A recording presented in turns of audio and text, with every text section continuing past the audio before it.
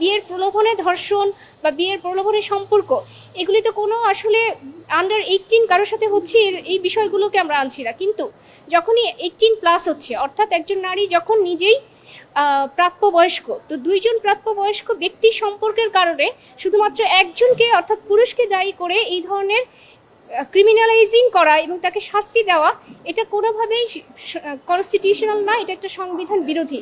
আপনারা জানেন যে আমাদের নারী শিশু নির্যাতন দমন আইনের 9 ধারায় মূলত রেপের প্রভিশনগুলো আছে, যে রেপ এবং গ্যাং রেপ এই প্রভিশনগুলো আছে, এবং রেপ একটা অত্যন্ত জঘন্য অপরাধ এবং এই ধরনের অপরাধের সর্বোচ্চ শাস্তি মৃত্যুদণ্ড, সেটা আমরা সবারই জানা আছে। কিন্তু পরবর্তীতে দেখা যায় যে একাধিক মামলা এরকম হয় যে বিয়ের প্রলোভনে ধর্ষণ, এটা একটা নতুন টার্ম হিসেবে বেশ কিছু বছর আগে থেকেই চলে আসছে। এবং এইটার মূল কথা হচ্ছে যে একজন ব্যক্তিকে বিয়ের প্রতিশ্রুতি দিয়ে, একজন ব্যক্তি অর্থাৎ কোনো মহিলাকে কোনো পুরুষ বিয়ের প্রতিশ্রুতি দিয়ে তার সাথে সম্পর্ক করেছে, যদিও তারা দুইজন অ্যাডাল্ট এবং তারা নিজেদের ইচ্ছায় এই শারীরিক সম্পর্কগুলো করেছে, তবুও এই মামলাগুলো দেয়া হয় মূলত এই কথাগুলো বলে, এই ধরনের অভিযোগ করে যে সে ওই সম্পর্কটা করেছে শুধুমাত্র বিয়ের প্রতিশ্রুতিতে এবং বিয়ের প্রলোভনে পড়ে।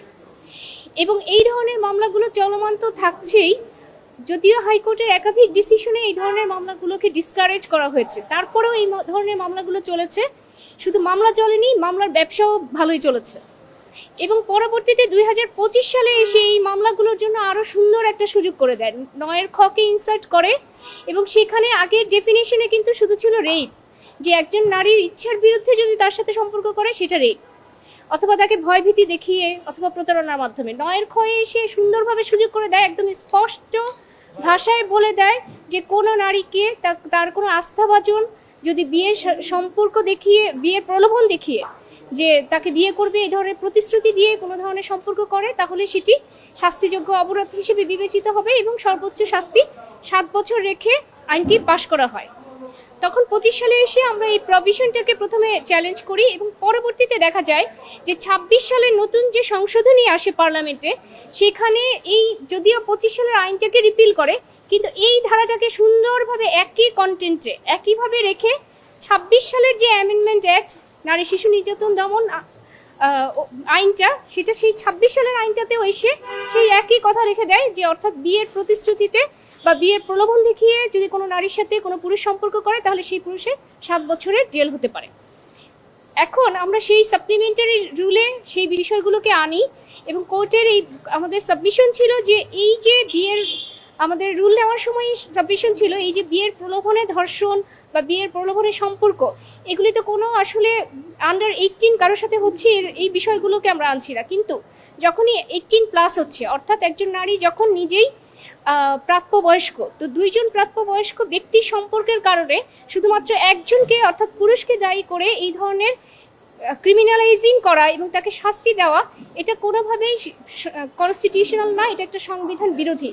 কারণ একটা অপরাধ শুধুমাত্র জেন্ডার বেসিসে চিন্তা করা যেতে পারে না। অর্থাৎ একজন নারী যদি এখন আজকে বিয়ের প্রতিশ্রুতি দেয় এবং পরবর্তীতে তিনি বিয়ে না করেন, তাহলে তাকে কি রেপ কেসে বা এই ধরনের কোনো ক্রিমিনালাইজিং সেকশনে আনা যাচ্ছে না। অথচ একজন পুরুষ যদি করেন, তাহলে সেই ক্ষেত্রে তাকে 7 বছরের সাজার বিধান করা হয়েছে। শুধু তাই নয়, এই আইনটার এত অ্যাবিউজ হয়েছে যে দেখা যাচ্ছে যে অলরেডি ম্যারিড মহিলা, হয়তোবা তার 2-3টে বাচ্চাও আছে, তারাও এসে বিয়ের প্রলোভনে ধর্ষণ মামলা করছে এই কথা বলে যে তাকে বিয়ের প্রতিশ্রুতি দেওয়া হচ্ছিল। যে অলরেডি ম্যারিড সেও এসে এই ধরনের মামলাগুলো করে, অথচ সে যে একটা ম্যারিটাল রিলেশনশিপে থেকে এই ধরনের সম্পর্ক করলো, সেটার কোনো শাস্তি নাই। এবং বিয়ের যে বিষয়টা, বিয়েটা হচ্ছে একটু রিলিজিয়াস ম্যাটার, অর্থাৎ রিলিজিয়াস বিলিফ। এখন রিলিজিয়নে কোথাও বলে নাই যে বিয়ের প্রি কন্ডিশন হচ্ছে সম্পর্ক করা, বরং আমাদের ইসলাম ধর্মে বলা হয়েছে যে বিয়ের আগে যদি এই ধরনের জেনা সম্পর্ক থাকে, তাহলে দুইজনেরই শাস্তির বিধান আছে। অথচ এখানে বলা হচ্ছে যে বিয়ে করলে এটা কোনো অপরাধ না, কিন্তু শারীরিক সম্পর্ক কোনো অপরাধ না, বিয়ে করলে সেটা ঠিক আছে, কিন্তু শুধুমাত্র যদি লাস্টে গিয়ে বিয়ে না করে, তাহলে শুধু পুরুষের শাস্তি হবে। এবং এই ধরনের আইনগুলো একটা অদ্ভুত আনকনস্টিটিউশনাল আইন।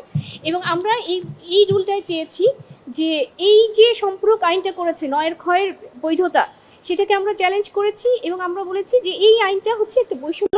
আজ মাননীয় বিচারপতি হাবিবুল গনি এবং মাননীয় বিচারপতি সৈয়দ মোহাম্মদ তাজরুল ইসলামের বেঞ্চ এটাতে সাপ্লিমেন্টারি রুল জারি করেছে, এবং রুলে জানতে চেয়েছে নারী শিশু নির্যাতন দমন সংশোধন আইন 2026-এর মাধ্যমে সংযোজিত এই যে বিয়ের প্রলোভনে ধর্ষণের যে বিধানটা বা বিয়ের প্রলোভনের সম্পর্কে যে শাস্তিটা, সেটা কেন অকার্যকর, সংবিধান বিরোধী?